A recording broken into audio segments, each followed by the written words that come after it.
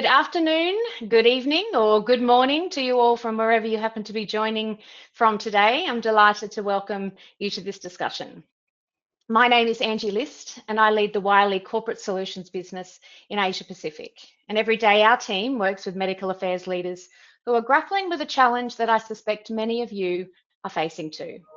How do we educate healthcare professionals in a world where the rules of engagement are fundamentally shifting?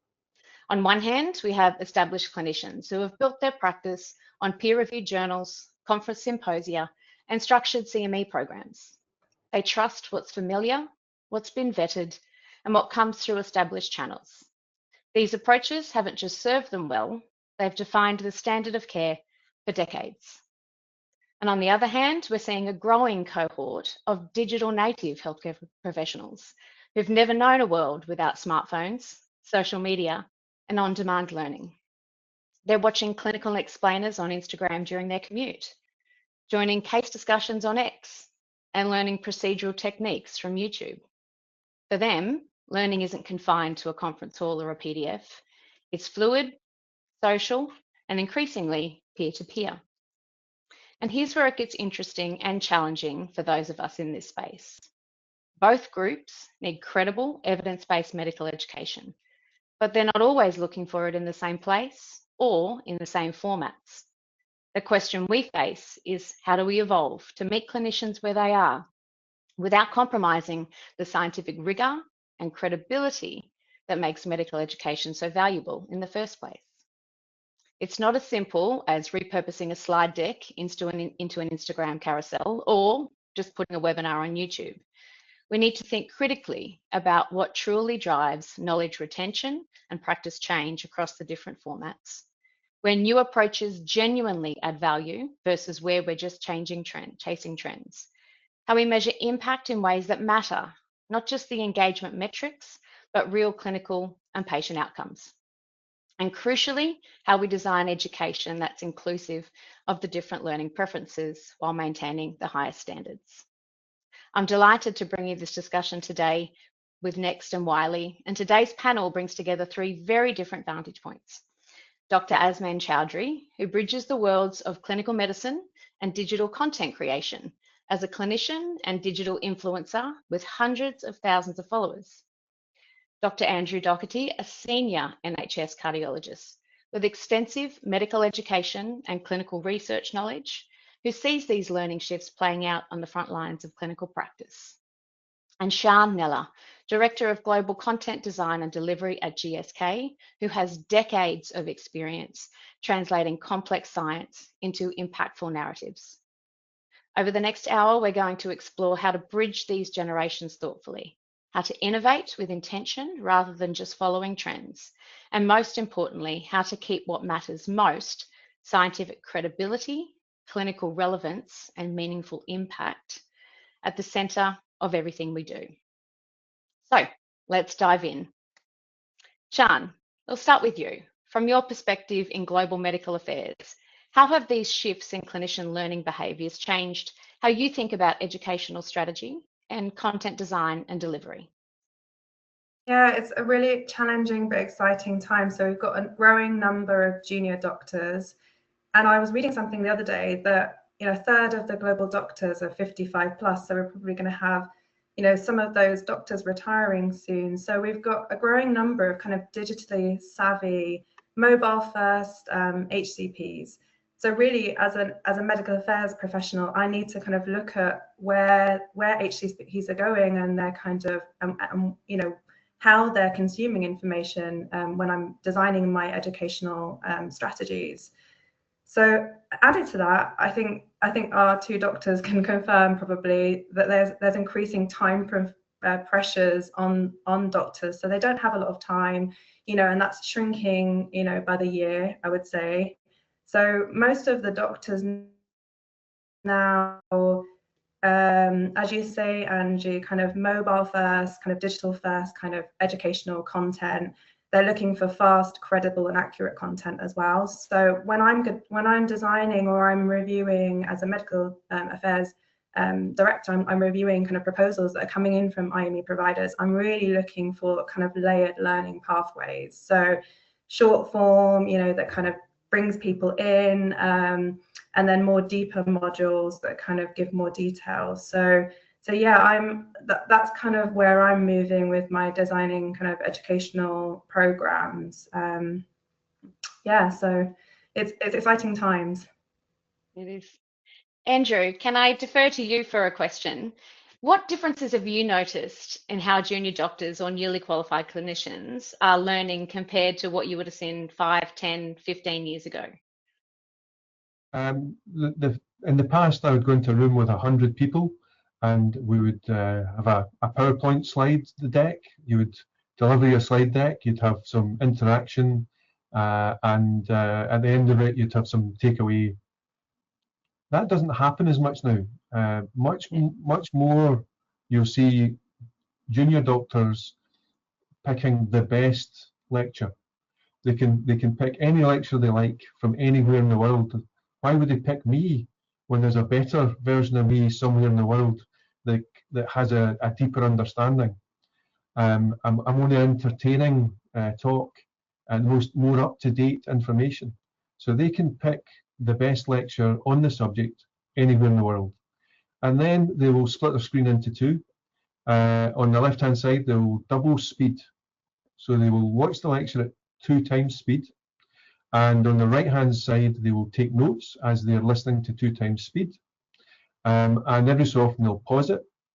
And then they'll go and check if they really believe that's true. So they'll go and they'll look at the data, and they'll come back and they'll add in what they think that expert should have had in the slide deck, but they didn't.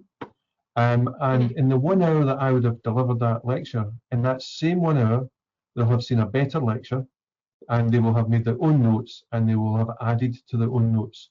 And that is in their heads. And if you ask them about it, they can see the page. They know where it is in their device. They know where it's under in their filing system, both physically in their device and in their head as well. What that doesn't do very well is it doesn't change the way they think when they're in the ward. So they've got understanding, and they can believe what they've seen, but it doesn't translate into pattern recognition and behavioural change.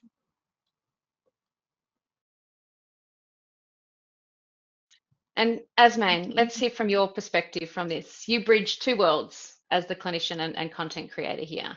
When you're creating medical education online versus traditional clinical training that we've heard previously, what's fundamentally different about how the audience engages with your material? So I would completely agree so far with what Sian and Dr. Doherty have said, because traditional medical education is obviously much more lecture-based, having the audience in front of you, perhaps more passive learning rather than active learning. But the way things are shifting is that the students, especially the most engaged students and healthcare professionals, will try their best to actively engage and scrutinize the information that is being delivered to them. In the social media age, we are constantly scrolling on TikTok or Instagram, and I think in general, with the advent of AI, what I see is that the younger generation are much more discerning about is what I am watching, whether that is entertainment content or scientific content, is this accurate and reliable information? And they will call out when they see information that is not trustworthy. When it comes to the kind of content that I create, so I'm about to reach 500,000 followers across my platforms, and my reach includes the general public as well as students and healthcare professionals. My aim is not just to deliver evidence-based health information, but to make it as fun and engaging and accessible as possible. So what I find through these social media platforms, such as Instagram, TikTok, and YouTube, is that while it is dependent on the algorithm delivering the content to particular demographics, it does allow for much more, much wider dissemination of that information. And when it comes to public health messaging, when it comes to raising awareness of particular conditions, I think that is a really, really great way of garnering that engagement. So whether that is through likes, comments, shares, and especially from the comments, you can see how the audience is engaging with that content, whether they like it or whether they have their own views on it, or a particular content formats that I think of are the medical quizzes, whereby I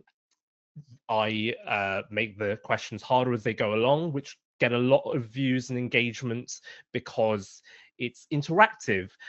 And also the other format I think of is when I'm explaining a particular condition or a patient experience by sitting it alongside another creator's lived experience. Those tend to get a lot of engagement because people can relate to it, or they have fun while watching this content.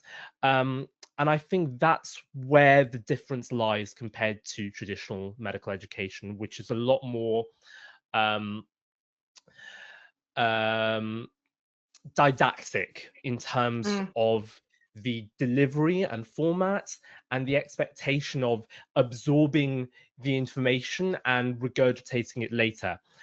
I agree with Dr. Doherty in that there are ways to deliver the information that will allow better pattern recognition.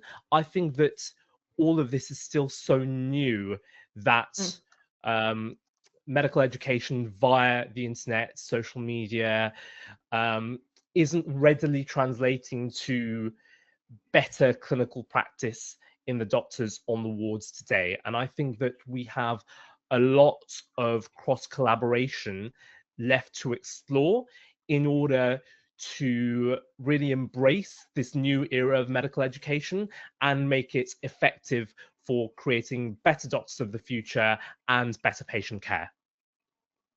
So you mentioned a little bit there around having that sort of short form content, and not all of it is suitable for that. How are you deciding what works as this sort of short 60-second explainer versus what needs that deeper, longer format education? Are you working on any of those longer formats, or are you really picking and choosing what's going to be most impactful in these short formats? Great question. I started off with longer form content, and my shift of the past few years to short form content is essentially in order to get as wide reach as possible, because simply put, people nowadays have shorter attention spans.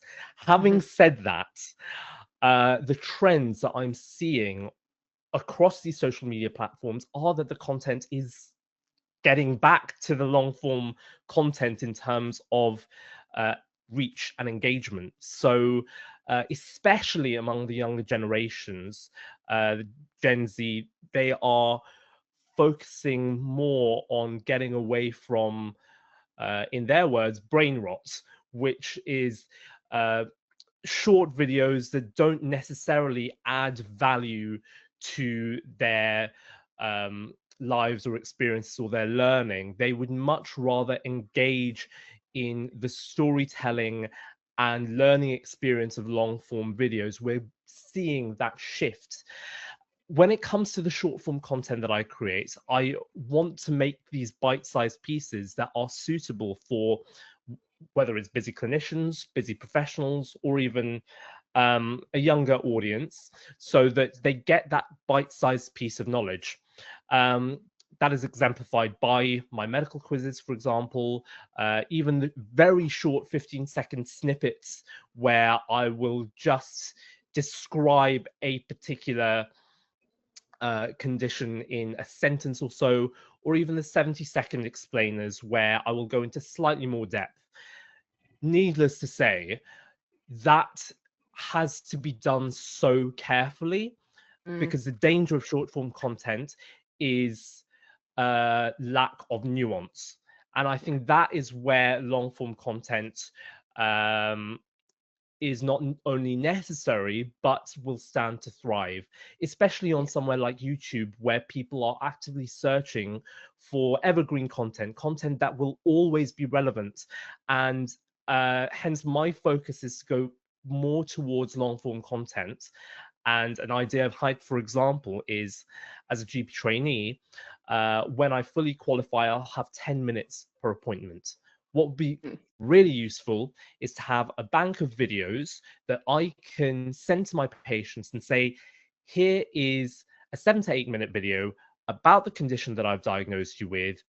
I don't have the time to give you all of the information in this consultation, but you can go home, watch this video, see some of the lifestyle advice, pathophysiology, and safety netting advice in an easy to understand way. That I think is much more suitable to a long form video, but even that would be 7 to 8 minutes. And where I see medical education going is not necessarily these short vertical 1 minute videos, but for example, a series of these 8 to 10 minute videos where it's still accessible and clinicians can fit it into their busy daily lives, but it allows still for that nuance for going in depth into the scientific literature and making it directly relevant to their day-to-day clinical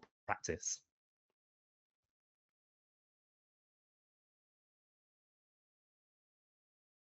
Andrew, Angie, we can't hear you. You're muted, Angie. Oh, Muted, I don't know Angie. what happened there. I'm here, I am. I'm sorry, I don't know what happened there. Andrew, I was going to flick this question over to you to get your context on this. And where do you see this sort of bite-sized educational formats adding value as compared to traditional approaches? Because I think, as Maine raises a really valid point around that, not all content is going to be really relevant for that, and we do have to be careful about what we are including in those bite size and ensure it's the right amount of information gets across. So I'm interested in your insights and what your experience has been with this. Yeah, so my opinion here, and that's all it is, it's just an opinion because I have no data, is that it would be potentially useful 2 years out from launch. So 2 years out from launch, then if I were a marketeer and I could get some awareness of the disease, etc., then that would be useful. At launch, at the time that it becomes public, the clinical data comes out, it would be good for noise, in the same way as the Daily Mail would have some noise, etc. And then at that point, you've probably got the next bit would be hooking. So it would be hooking someone to the best video on that.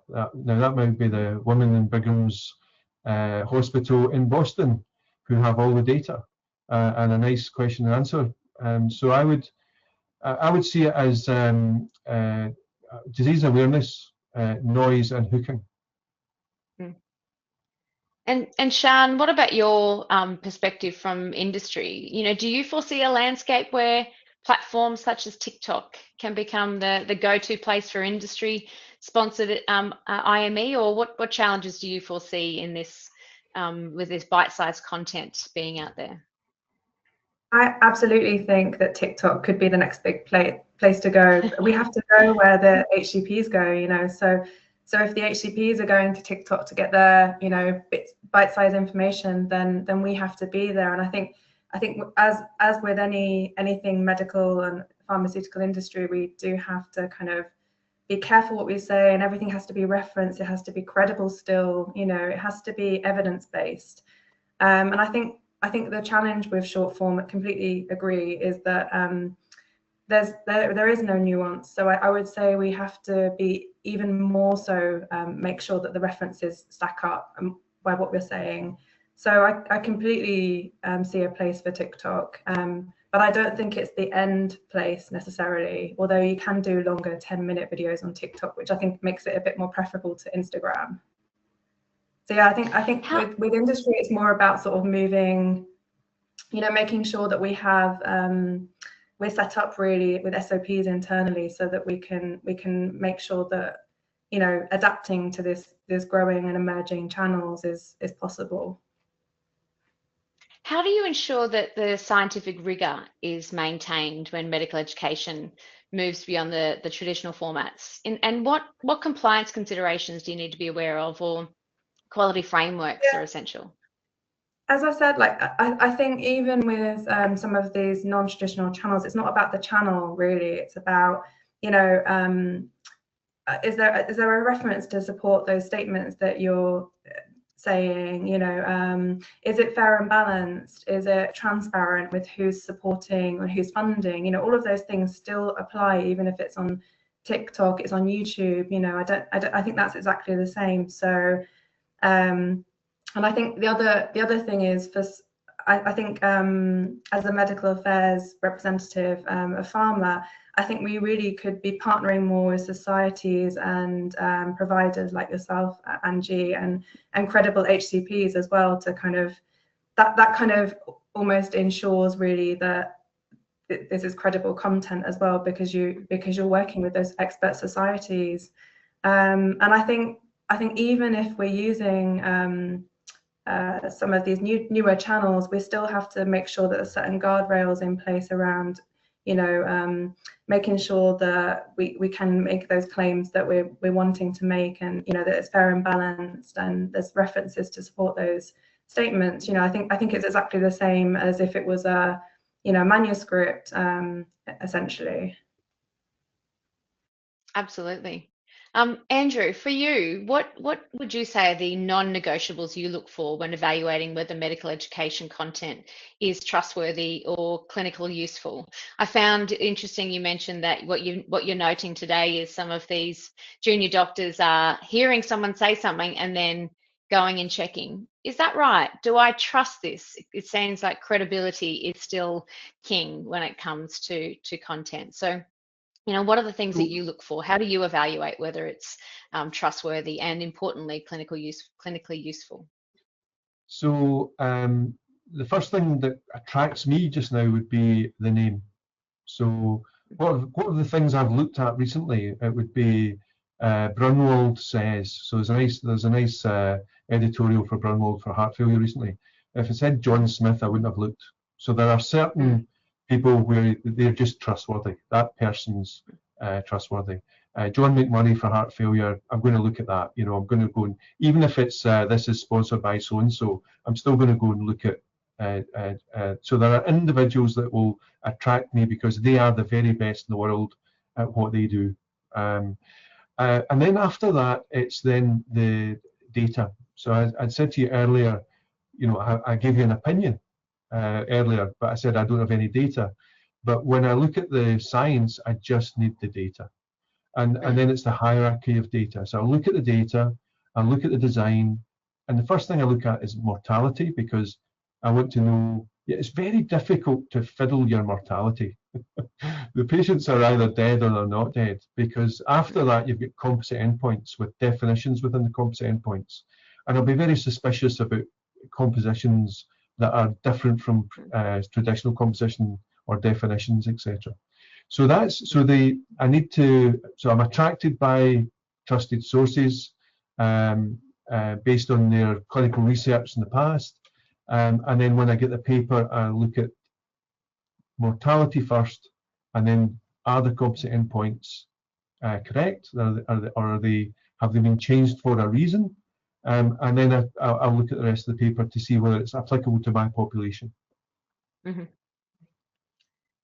Asmain, I'm curious to in your clinical and your creator hat, in that, how do you maintain scientific credibility and evidence-based standards when creating content for platforms designed for quick consumption? Obviously, you're not going to have a long list of references, and it's very, very hard to get across quickly that credibility. So I'm interested in hearing your perspective. Absolutely. I think it's more difficult in the social media space, because in the medical, scientific, academic space, we have strict ethical guidelines and protocols. Mm-hmm. We have, RCTs and systematic trials and meta-analyses. We have peer review. In the social media space, in all honesty, it's still a bit of a wild west. And that is exactly why clinicians like myself are trying to come onto the platform to provide a voice of authority and a voice of reason. Now, as a GP trainee, I do not have the expertise in cardiology that Dr. Doherty does. But where I lack in that experience, I would be able to provide a medical explainer to my viewers based on the expert opinion and references that I have looked at. And I think that level of research is essential when it comes to credibility, because when a layperson says I've done my research, it's very different to when a medical professional has done their research by reading the literature that's out there. So what is credibility and evidence-based standards when it comes to a clinician creator on social media? Well, I'm glad to say, even though it's a rather nascent and evolving discipline to be creating clinical content on social media, we are developing standards for it. So, for example, if you go on YouTube onto my content, you will see "from a licensed doctor in the UK" underneath my videos. And that is because I have self-assessed myself and given my GMC details and said that I will subscribe to YouTube and the Academy of Medical Royal College's guidelines. If you Google search AOMRC content guidelines, it will come up with the Academy of Medical Royal College's document on assuring the credibility of health information sources on social media platforms.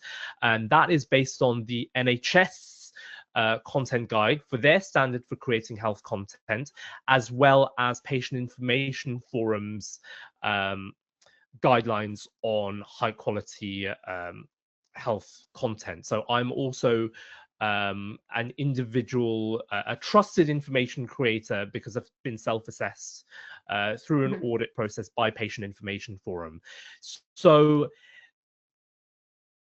this, and not to mention that I am part of TikTok's Clinical Creator Network as well.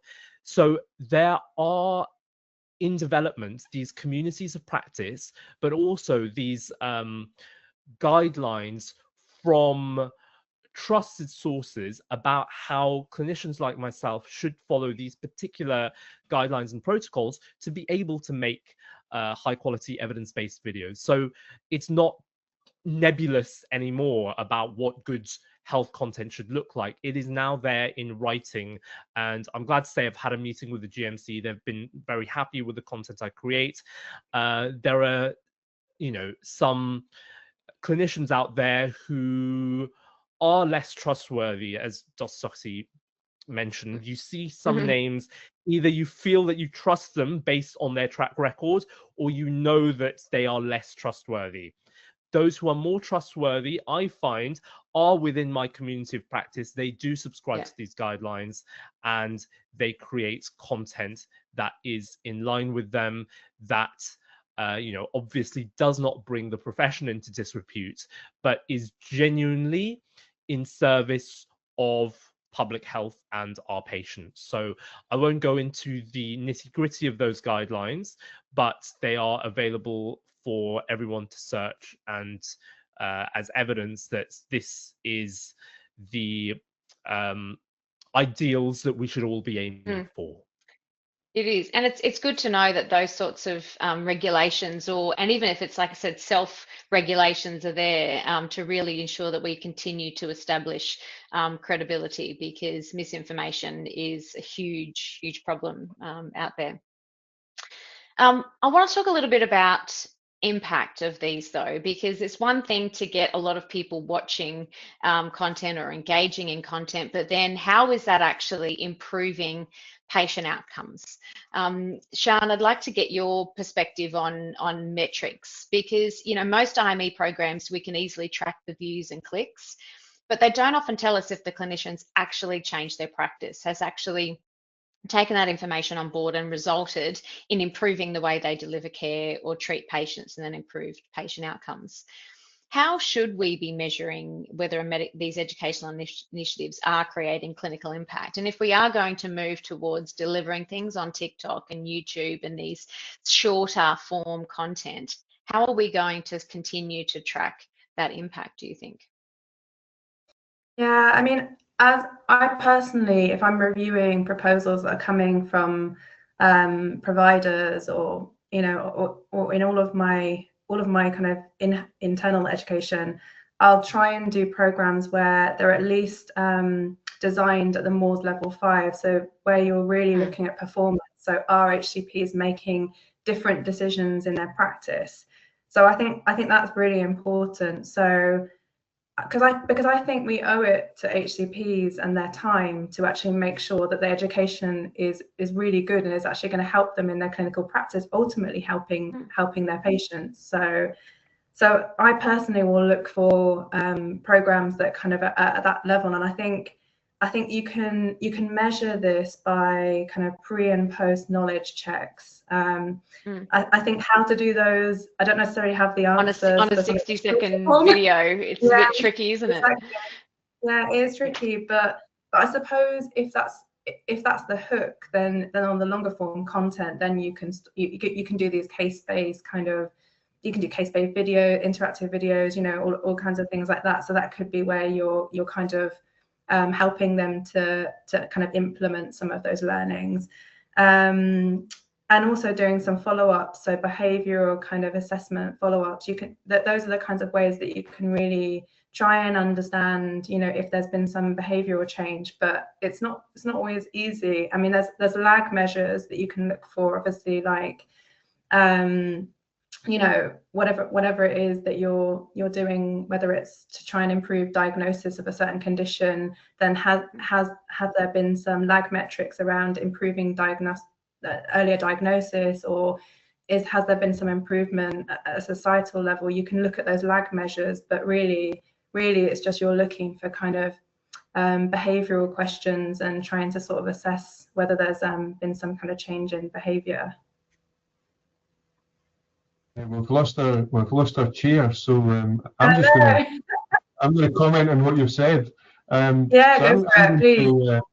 I'm off to the New York Cardiovascular Symposium next week, and it's Valentin Fuster runs that. And what he would do is the week before I go, typically, and I haven't had it yet, you get quite a sophisticated multiple choice exam before you go, and then a month later, after you've had your education, he sends you the same exam again. So it's not just like it lets you prepare for your own ignorance before you go to what you're going to experience, and then it finds whether it's reprogrammed your head a month later. Is it made a change that's stuck?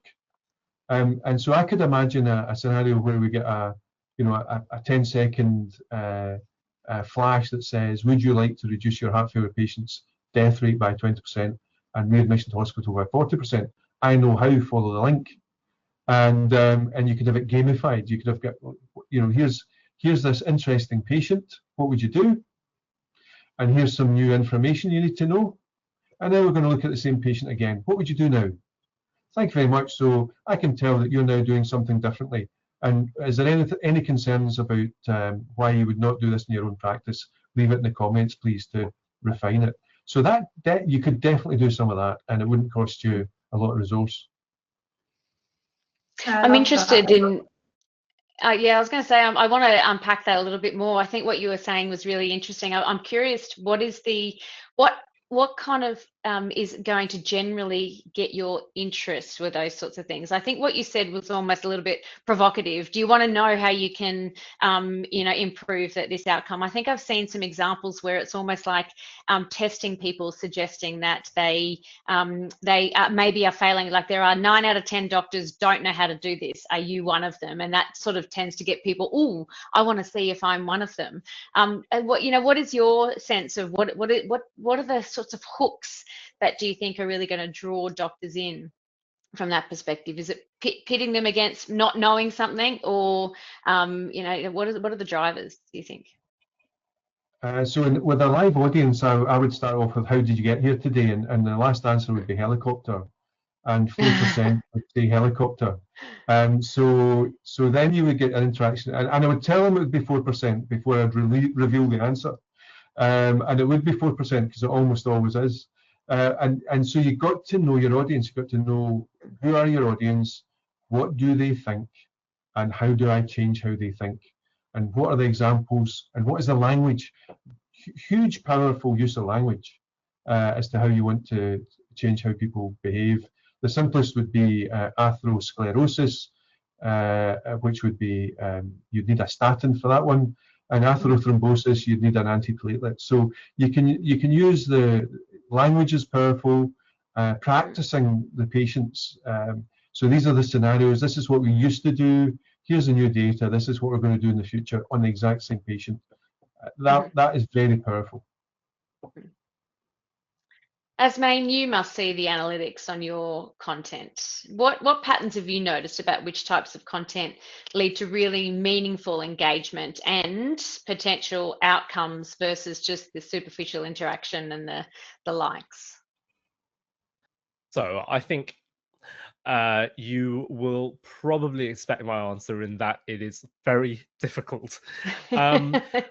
Think of a standard influencer, right? They are posting on social media, whatever their niche is, and what are they chasing after? They're chasing after views, they're chasing after followers, they're chasing after the comments, and that will mean that they can collaborate with brands and get more money.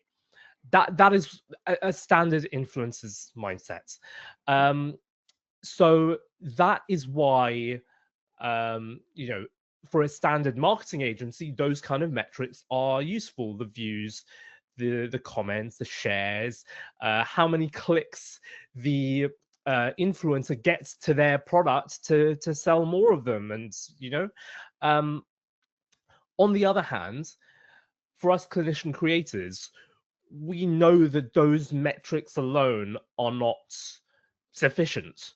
And we are trying to figure out a way in which to measure impact, which in the realm of social media is still very difficult, because if you consider a gated CME platform, you will have that all of the info readily available in terms of who is looking at your content, what are the age groups, what are the demographics and specialties.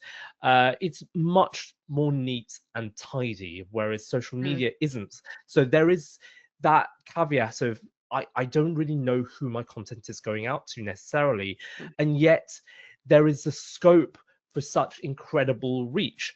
I've done a recent content collaboration, which is, not entirely medical, but where I went out into Parliament Square. I did a challenge with this wonderful friend of mine who's a lawyer named Quincy, and he does street interviews where he asks various strangers on the street to do challenges. So challenges for me were: name as many body parts as you can in a minute, name as many bones as you can. I got all 206 in 1 minute. Name as many muscles as you can. Guess what? They got well over 100 million views in 2 weeks. That is, that's impact, right? That the number of views is impact. And I've seen my followers rise, I've seen my views rise. But what really struck me was the number of young people saying, wow, you've really inspired me to do well in my biology exams or to become a doctor. That is the kind of thing that in my head triggers, yes, what I've done here has had impact. So it's those qualitative measures alongside the quantitative measures. And obviously this particular collaboration was just for fun. The impact that I see from for example, when I'm raising awareness of a rare condition or trying to shine a light on a particular person's lived experience, is that they will say, thank you so much for raising awareness of this topic. I'm so grateful for this. Or thank you for highlighting that this is an important issue, or for allowing me to feel seen, and therefore I'm going to go and see my GP about this. So when it comes to the analytics, it's so difficult to judge based on just the quantitative figures alone. It has to be taken alongside the qualitative. But again, to actually scientifically put that data together and measure the impact is still very difficult. One thing I will mention is that I am part of the Fleming initiative with Imperial College London. Now, that is an initiative whereby quite a few of us clinicians on social media have come together as part of Imperial College London's mission to stamp out antimicrobial resistance, which is obviously a major threat. And part of that has been creating videos as public health messages to show the power of antibiotics and the devastating consequences of them not working anymore. And I have some colleagues at Imperial College London who are working on research to essentially evaluate the impact of these videos. So at the moment, there is ongoing work to establish, okay, what are the qualitative and quantitative analytics that we're receiving, and how can we actually translate that to measurable impact in a scientific way? So in summary, it's difficult at the moment, and it's difficult to scientifically validate the impact of a particular social media video or a group of social media videos, but we are working on it. And I think that will be important in the very near future to establish clinical content creation as a more formal discipline in order to educate healthcare professionals and raise awareness of important public health issues alike. So speaking of the future, I think I'd like to hear from you, Shah, now. If we're looking ahead to, say, the next sort of 3 to 5 years, or probably like the rate with which things are changing with AI, I think we're probably thinking the future is a lot closer than what we realize. But what is one change that you think that we could make in medical education delivery, or what is one change, I should say, that you think is inevitable in medical education delivery, and how should medical affairs teams prepare for that change now? And what are you advising your teams to do? Yeah, I mean, it's really, as you say, it's really, really difficult to predict. I think the medical education will become kind of decentralized. So I think people will go to multiple different channels to get bits and pieces of information. They'll probably have their own channels that they go to. So that's my prediction. And I think you hit the nail on the head. AI summaries, I think, could be coming.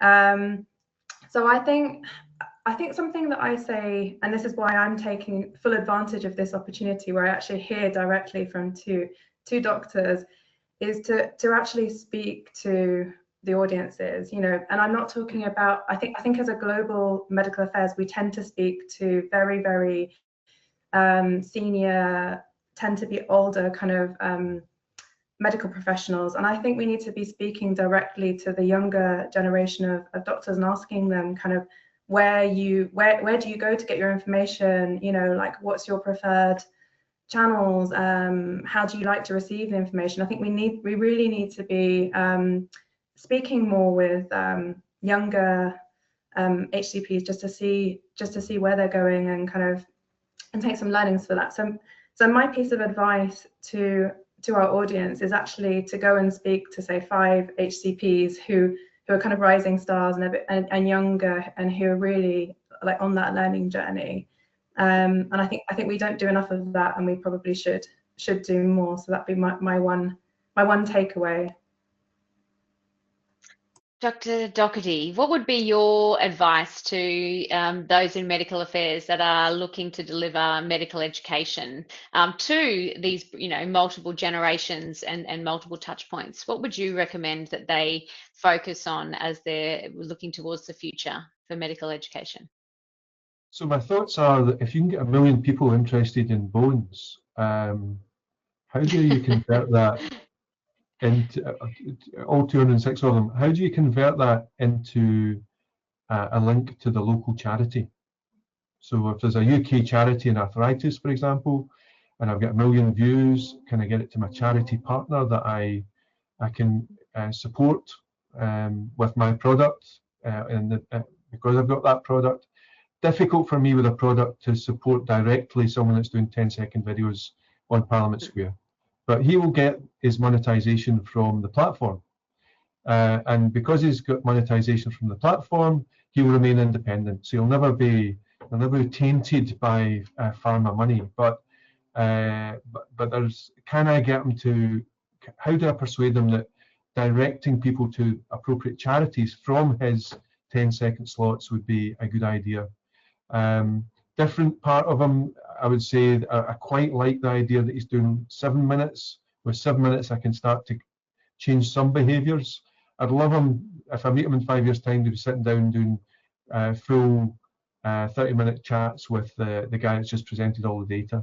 And for him to be the person that summarises that and makes it simple for his 5 million followers at that point, because they'll say, well, that's the guy I go to because he cuts through it, and he makes it accessible, and he makes it easily understood. He takes away the big medical words. So I think there's definitely a future in social media, but at the end of the day, you run on data, and none of the noise will replace the data. Yeah. And Asmain, I think it's a good opportunity to hear a little bit more from you, particularly as Sian mentioned that, for medical affairs teams that are delivering medical education, really understanding, how are we going to reach these, the younger generations of doctors. So what advice would you give medical affairs professionals that are looking to build education programs? What should they be doing to ensure that we are building programs that are going to reach those doctors as well?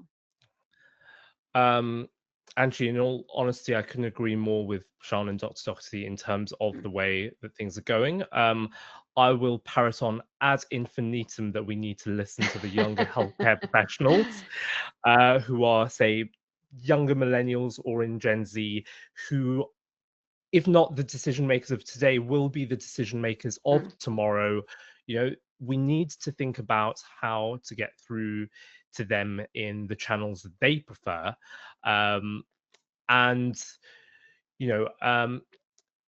TikTok and these specific platforms aren't the be all and end all. However, I think that we have very valuable lessons to learn from what they are doing right when it comes to engagement and impact. So while I agree that medical education will continue going forward in a more decentralized way, I think there is still a space for gate-kept CME content that is, for example, CPD accredited, or that will discuss particular medications that, legally, obviously, we can't be discussing on social media due to ABPI and PMCPA guidelines for very good reason. Nevertheless, I think that we need to consider that for the content consumer, whether they are a layperson or a medical professional, we are all humans after all. And to take hold of the lessons of human psychology that clearly these social media platforms are exploiting, but how we can use that to educate these up-and-coming healthcare professionals and medical students in a way that really drills in the key information that is going to be useful to their day-to-day practice, as well as helping patients. And when it comes to Dr. Doherty's point about, how do we use this new newer generation of digital opinion leaders, I think that kind of cross collaboration with charities, raising awareness of important conditions, and hooking people, whether it's HCPs or patients, towards these resources of whether it is a piece of literature or a longer form video or sources of help and advice, I think is going to be absolutely invaluable. So I think the future looks like we're going to continue seeing more clinicians like myself who are communicators on social media. And I think we'll see more cross collaboration with more experienced clinicians and researchers as well, in order to communicate the messages that will obviously demonstrate the latest research and guidance, but also help to raise awareness of important public health issues at the time. And, you know, ideally just make society a better place. Isn't that what we all want? We all want. I think that's the one thing. It's very much aligned between all the medical professionals that we work with, all of the researchers and the academics and those that publish in our journals, all of the medical affairs professionals that we talk to. I think the one thing that binds us all together is our shared goal of improving patients' lives through well-informed clinicians. And I think when we're all aligned on that goal and we're working collaboratively together, I think we can achieve great things. I just want to say thank you very much for all of your contributions. Does anyone have any final remarks before we close the discussion today? Any final recommendations or suggestions for medical affairs professionals? I'll give you my final thought for today. If I want content, I can go and get content. If I want summaries, I can go to any of the AI engines and it'll give me a good summary in most things. But you still have clinical skills. You still have talking to patients. You still have examining patients. You still have your stethoscope in your hands, etc. You still have communication with the patient. So that is going to be the unmet need that short videos and AI cannot replace. That's the one thing that doctors will be able to do that someone who's not a doctor with a laptop or an iPad and an AI engine will not be able to do. So how do you in the industry help the next generation become very skillful in their clinical skills? And I remember in my infancy as a junior doctor to sit my member of the Royal College of Physicians exam, there was one of the companies had a big box of VHF videos as to how to examine for the membership. And the first company that goes to junior doctors and helps them examine for their membership will have their undivided attention. Interesting. I really like the point about the fact that it's the humanity, it's that human element that AI is not going to replace that. There's clinical knowledge and snippets of knowledge, but really ensuring those human skills and those soft skills and being able to treat patients is really key. Interesting. I wonder if there's a way that we can weave some of that into medical education initiatives that we are delivering as well. Look, we are at time for this, so I do want to thank you again very, very much for your contributions. It has been wonderful to have this conversation with you and get some of these really diverse perspectives. So thank you, Sian, thank you, Asmain, and thank you, Andrew, for your time today and for your contributions to this discussion. I hope those of you that were able to watch and listen to that can take something away from it, and I look forward to seeing you again soon. All right, thank you, everyone. Goodbye. Thanks. Bye.